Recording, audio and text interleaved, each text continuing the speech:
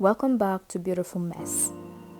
A week later, after posting the first episode of Beautiful Mess, a lot of things happened.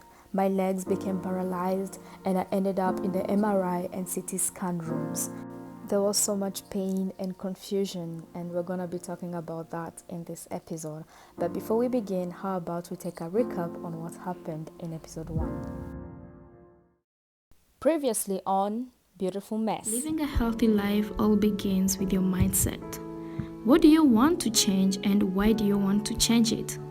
Is it your diet, your sleeping schedule, your productivity, and maybe even your body?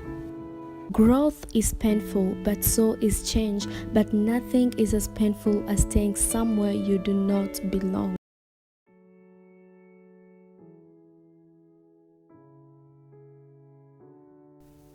After time spent in hospital trying to determine what was wrong, and after being told that my problem was being caused by both a psychological defect and a nerve problem, I lost it.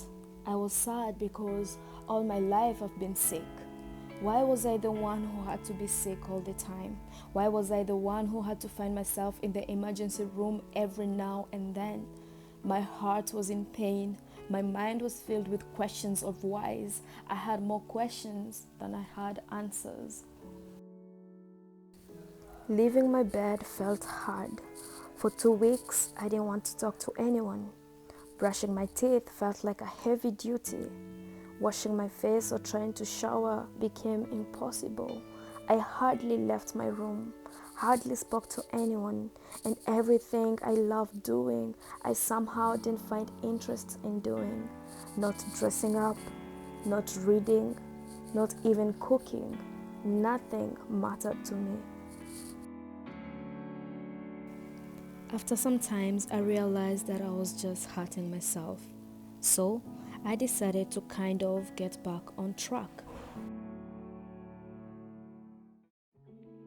At first, I didn't know how to start or where to start because I had been disconnected from the world for so long, so I decided to do what I love the most, shopping for clothes.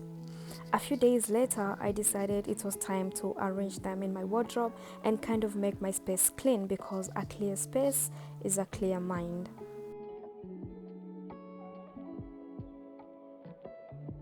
Later on, I decided to have a self-care day where I worked on my skin and my body in general because it had been quite some time before I paid attention to my body. I also decided to start drinking water again because my skin had started breaking out and I didn't like it.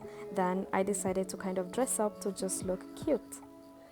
I also decided to leave the house and go visit a friend of mine.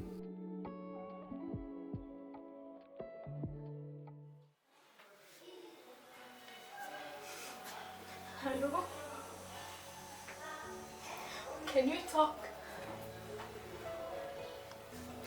It's like thinking back on that unfaithful night makes me want to die, but then again, maybe I was provoking by the way I smiled, and maybe my scratch was a little too short, but still, he did not give him any right to force himself on me. My heart is like a two-ton brick in my face that gives me feet to the exact spot on the ground he wanted me to be in. Hi love, so quick update. I've been working for the past 1 hour and 30 minutes right now, and I want to work for a maximum of 2 hours before going on a long break. But after doing all that, nothing seemed to have changed. I somehow still cried myself to sleep every single night, feeling ashamed and depressed and stressed and tired. I don't feel like there's anything left for me in this world. I just want to stay alone. But I have little hope that maybe one day I'll be able to look at myself in the mirror and say, damn, I did that. I feel fine today and I am ready to conquer the world. But until then, I will try to stay alive.